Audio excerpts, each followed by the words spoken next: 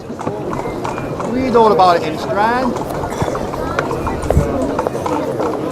Huh? Huh?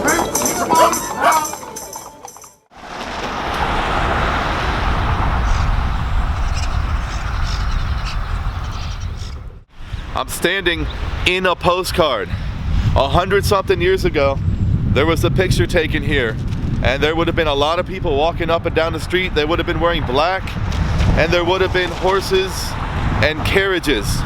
The street was paved with bricks, and all of the buildings had activity in them all day. There was some type of street lamp right above my head right here, and it was probably powered by oil. And it wasn't a traffic light, it was just so that you could see where the intersection was at night when you were driving your horse and your carriage.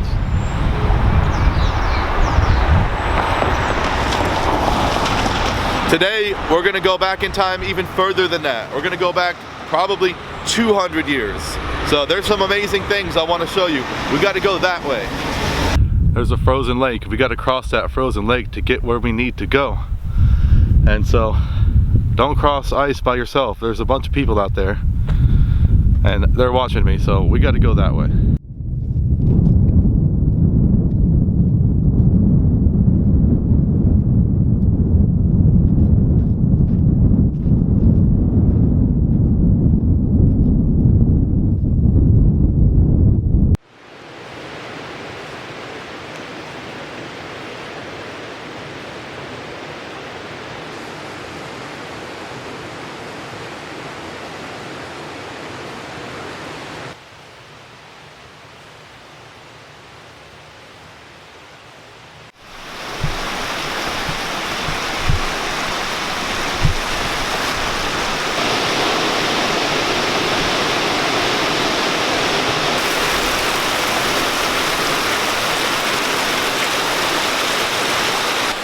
All right, we made it.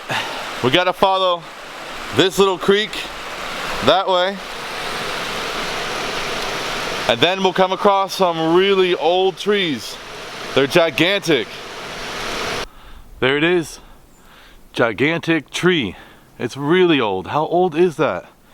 We gotta go over there and measure that, but first we have to cross this creek right here.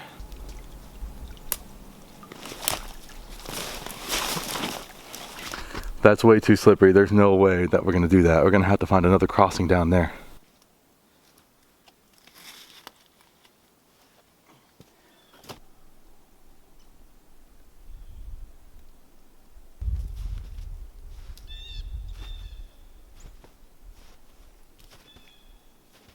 I've done some research, and trees this tall are usually 200 some years ago. And so what that means is that this tree has witnessed the coming and going of so many different people. If this tree was around in 1820, then this tree would have witnessed these people, and then later on these people, and then these guys, and then these people, and finally us. Back in the 1930s, the US government was trying to figure out how to make farming profitable. So they hired pilots to fly back and forth over the county and photograph all the land in a grid pattern. And those photographs right now are available online. They were trying to figure out how much land was in production because they needed that data.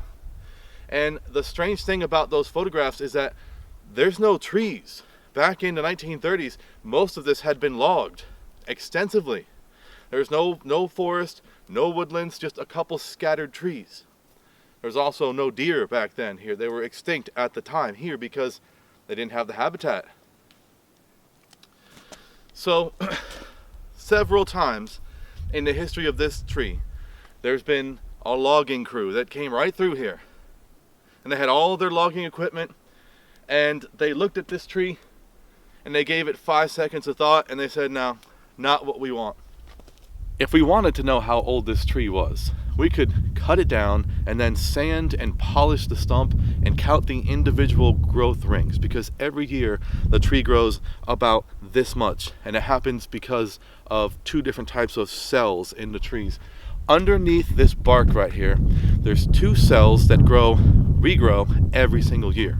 The first cell is called xylem cells, and they're hollow vessels.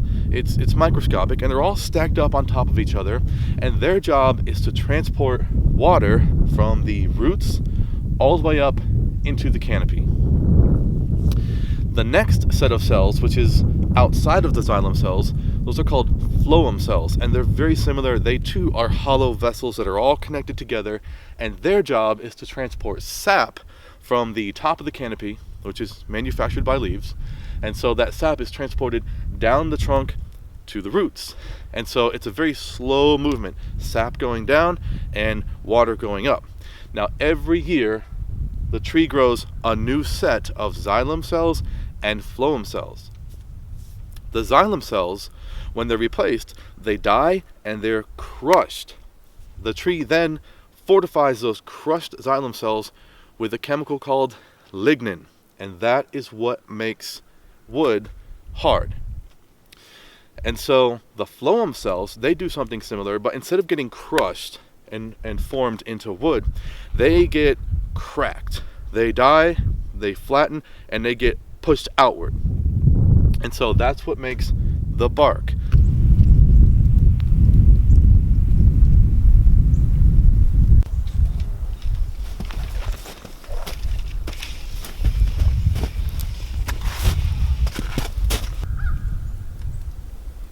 "21 feet circumference." One of the reasons why this tree is so big is because of this creek right here. This creek provides a lot of water for the roots, which probably, extend out 100 feet.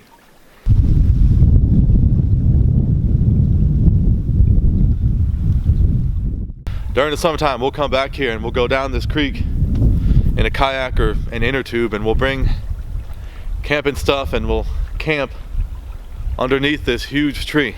My friends, come sit by the fire and hear my plaintive song. It's a tale that you've heard in other souls' broken words, so I'll sing neither loud nor long.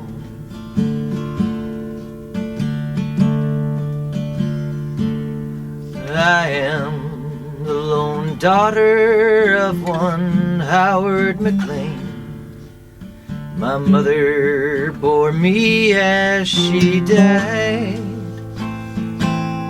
and my father took me across the wide Pacific Sea up to Ketchikan's lonesome tide.